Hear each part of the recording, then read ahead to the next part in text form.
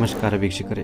2019ರಲ್ಲಿ ರಶ್ಮಿಕಾ ಮಂದಣ್ಣ ತನ್ನ dear comrade ಎಂಬ ಒಂದು ಸಿನಿಮಾದ ಪ್ರಮೋಷನ್ಗಾಗಿ ಗಲಾಟ್ ಪಿಂಕ್ ಎಂಬ ಒಂದು ತಮಿಳು ಚಾನೆಲ್ಗೆ ಒಂದು ಇಂಟರ್ವ್ಯೂ ಕೊಟ್ಟಿದ್ರು.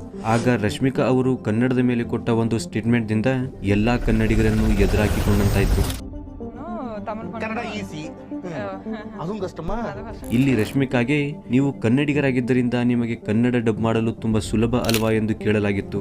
ಆದ್ರೆ ರಶ್ಮಿಕಾ ನನಗೆ ಕನ್ನಡ ಮಾತಾಡಲು ತುಂಬಾ ಕಷ್ಟ ಎಂದು ಹೇಳಿದ್ರು. ಎಲ್ಲಾ ಕನ್ನಡಿಗರ ಮನಸ್ಸಲ್ಲೂ ದ್ವೇಷ ಮೂಡಿಸಲು ಈ ಒಂದು ಸ್ಟೇಟ್ಮೆಂಟ್ ಸಾಕಾಗಿತ್ತು. ರಶ್ಮಿಕಾ ಆಗಾಗ ಕನ್ನಡ ಭಾಷೆ ಮೇಲೆ ಕೊಡುತ್ತಿರುವ ಹೇಳಿಕೆಗಳು ಆಕೆಗೆ ಕನ್ನಡಿಗರಿಂದ ತುಂಬಾ ದೂರ ತೆಗೆದುಕೊಂಡು ಹೋದ್ವು. ಕನ್ನಡದ ಮೊದಲ ಸಿನಿಮಾದಿಂದಲೇ ರಶ್ಮಿಕಾಗೆ ಒಂದು ಒಳ್ಳೆ ಫ್ಯಾನ್ ಬೇಸ್ ಸಿಕ್ಕಿತ್ತು.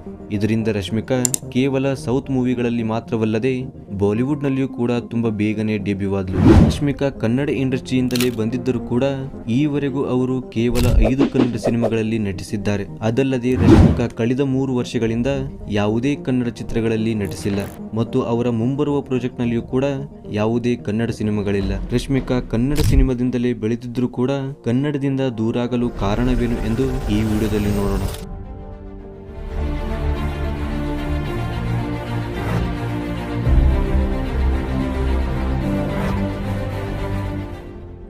2022ರಲ್ಲಿ ರಿಷಬ್ ಶೆಟ್ಟಿ ಅವರ ನಿರ್ದೇಶನದಲ್ಲಿ ಬಂದ ಕಾಂತಾರ ಸಿನಿಮಾ ಕನ್ನಡ ಇಂಡಸ್ಟ್ರಿಗೆ ಒಂದು ಒಳ್ಳೆ ಯಶಸ್ಸನ್ನು ತಂದುಕೊಡ್ತು. ಕೇವಲ 18 ಕೋಟಿಯಲ್ಲಿ ನಿರ್ಮಾಣಗೊಂಡ ಈ ಸಿನಿಮಾ ಒಂದು ಪ್ಯಾನ್ ಇಂಡಿಯಾ ಸಿನಿಮಾವಾಗಿ ಹೊರಹೊಮ್ಮಿತು. ಕೇವಲ ಕನ್ನಡಿಗರಿಂದ ಮಾತ್ರವಲ್ಲದೆ ಎಲ್ಲ ಭಾಷೆಯಿಂದಲೂ ಒಳ್ಳೆ ರೆಸ್ಪಾನ್ಸ್ ಸಿಕ್ಕಿತು ಮತ್ತು ಹಲವು ಇಂಡಸ್ಟ್ರಿಯ ಸೆಲೆಬ್ರಿಟಿಗಳು ಕೂಡ ತುಂಬಾ ಅಪ್ರಿಶಿಯೇಟ್ ಮಾಡಿದ್ರು.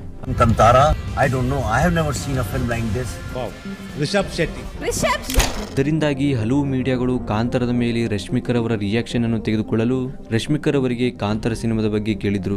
ಆದ್ರೆ ರಶ್ಮಿಕಾ ನಾನು ಈ ಮೂವಿಯನ್ನು ನೋಡೇ ಇಲ್ಲ ಎಂದು ಹೇಳಿದ್ರು. ಕಾಂತಾರ ಮೂವಿ देखी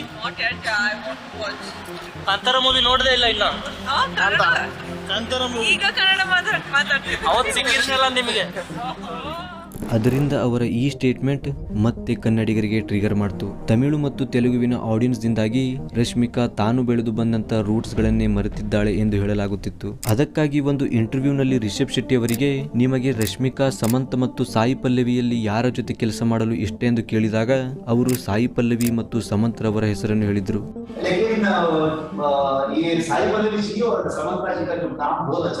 ಇದರಿಂದ ರಶ್ಮಿಕಾ ಇದರ ರಿಪ್ಲೈ ಆಗಿ ಇನ್ನೊಂದು ಇಂಟರ್ವ್ಯೂ ನಲ್ಲಿ ನಾನು ಫೇಸ್ ಎಂಬಲ್ಲಿ ಪಾರ್ಟಿಸಿಪೇಟ್ ಮಾಡಿದ್ದೆ. ಆಗ ನನಗೆ ಒಂದು ಪ್ರೊಡಕ್ಷನ್ ದಿಂದ ಕಾಲ್ ಬಂದಿತ್ತು ಎಂದು ಹೇಳಿದ್ರು. ಅವರು ತನ್ನ ಕೈಯಿಂದ ಮಾಡಿದ ಈ ರೀತಿಯ ಸನ್ನೆ ರಿಷಬ್ ಶೆಟ್ಟಿಗೆ ಪೋಕ್ ಮಾಡಿದಂತಾಯ್ತು. ಆದರೆ ರಶ್ಮಿಕಾಳ ಮೊದಲ ಸಿನಿಮಾ ಕಿರಿಕ್ ಪಾರ್ಟಿಯನ್ನು ರಿಷಬ್ ಶೆಟ್ಟಿ ಅವರೇ ಡೈರೆಕ್ಟ್ ಮಾಡಿದ್ರು. ರಿಷಬ್ ಶೆಟ್ಟಿ ಅವರು ತನ್ನ ಕಿರಿಕ್ ಪಾರ್ಟಿ ಸಿನಿಮಾಗಾಗಿ ಹೊಸ ಆಕ್ಟ್ರೆಸ್ ಗಳ ಹುಡುಕಾಟದಲ್ಲಿದ್ರು. ಆಗ ಅವರ ಕಣ್ಣಿಗೆ ಬಿದ್ದಿದ್ದು ರಶ್ಮಿಕಾ ಮಂದಣ್ಣ.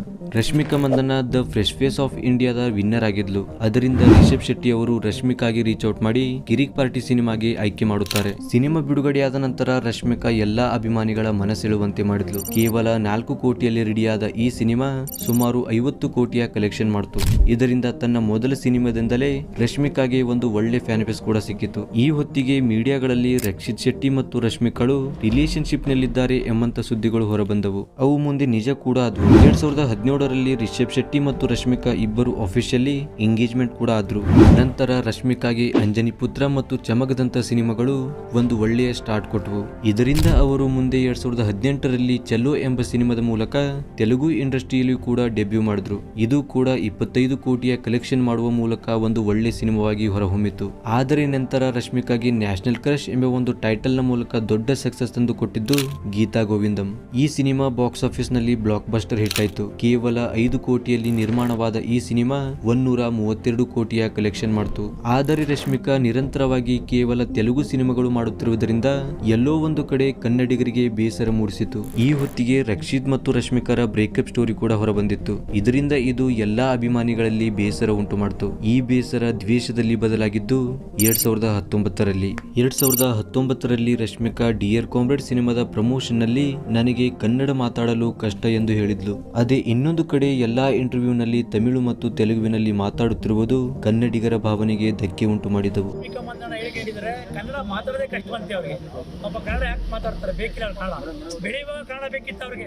ಪೊಗರು ಸಿನಿಮಾದ ನಂತರ ರಶ್ಮಿಕಾ ಯಾವುದೇ ಕನ್ನಡ ಸಿನಿಮಾ ಮಾಡಿಲ್ಲ. ಒಂದು ರೀತಿ ರಶ್ಮಿಕಾ ಕನ್ನಡಿಗರಿಗೆ ನೆಗ್ಲೆಕ್ಟ್ ಮಾಡುತ್ತಿದ್ದಾಳೆ ಎಂಬಂತ ಸುದ್ದಿಗಳು ಹೊರಬರಲಾರಂಭಿಸಿದವು. ಅದರಲ್ಲೂ ಅವರು ಆಗಾಗ ಕನ್ನಡಿಗರೊಂದಿಗೆ ವರ್ತಿಸುತ್ತಿರುವುದು ಮತ್ತು ಕನ್ನಡ ಭಾಷೆ ಮೇಲಿನ ಸ್ಟೇಟ್ಮೆಂಟ್ಗಳು ಇನ್ನೂ ಹೆಚ್ಚಿಗೆ ವಿವಾದಕ್ಕೊಳಗಾದವು. ಕನ್ನಡವೇ ಸತ್ಯ, ಕನ್ನಡವೇ ನಿತ್ಯ, ಕನ್ನಡ ಮಾತಾಡ್ತೀನಿ, ಕನ್ನಡ ಡೆಫಿನೆಟ್ಲಿ ಮಾತಾಡ್ತೀನಿ, ಬಟ್ ಇವಾಗ ಇಂಗ್ಲಿಷ್ ಪ್ಲೀಸ್. ಒಂದು ರೀತಿಯಲ್ಲಿ ರಶ್ಮಿಕಾಗೆ ಫೇಮ್ ಮತ್ತು ಪಾಪ್ಯುಲಾರಿಟಿ ಸಿಕ್ಕ ನಂತರ ಅವರು ಕನ್ನಡ ಮತ್ತು ಕನ್ನಡಿಗರಿಂದ ದೂರ ಹೋದ್ರು. ಅವರಿಗೆ ಕನ್ನಡ ಸಿನಿಮಾದ ಆಫರ್ ಬರುತ್ತಿಲ್ಲವೋ ಅಥವಾ ಅವರಿಗೆ ಕನ್ನಡ ಸಿನಿಮಾ ಮಾಡಲು ಇಷ್ಟವಿಲ್ಲವೋ. ಆದರೆ ಕರ್ನಾಟಕದಲ್ಲಿ ಮಾತ್ರ ರಶ್ಮಿಕಾಗೆ ಎಂದು ಒಂದು ರೀತಿ ತಿರಸ್ಕಾರವಾಗಿದೆ. ಆದರೆ ಇನ್ನೊಂದು ಕಡೆ ಯಶ್, ರಿಷಬ್ ಮತ್ತು ಕಿಚ್ಚ ಸುದೀಪ್ ದಂತ ನಟರು ಇಷ್ಟೊಂದು ಪಾಪ್ಯುಲರ್ ಆಗಿದ್ದರೂ ಕೂಡ ತನ್ನ ಕನ್ನಡ ಭಾಷೆ ಮತ್ತು ಕನ್ನಡಿಗರಿಗೆ ಮೊದಲ ಪ್ರಾಬಲ್ಯ ಕೊಡುವುದಂತೂ ನಾವು ಆಗಾಗ ನೋಡುತ್ತಲೇ ಇರುತ್ತೇವೆ. ಇದರ ಮೇಲೆ ನಿಮ್ಮ ಒಪಿನಿಯನ್ ಏನೆಂದು ಕಮೆಂಟ್ ಮಾಡಿ. ಐ ಹೋಪ್ ಈ ವಿಡಿಯೋ ನಿಮಗೆ ಇಷ್ಟವಾಗಿರಬಹುದು. ಇಷ್ಟವಾದರೆ ಲೈಕ್ ಮತ್ತು ಸಬ್ಸ್ಕ್ರೈಬ್ ಮಾಡೋದನ್ನು ಮರಿಬೇಡಿ.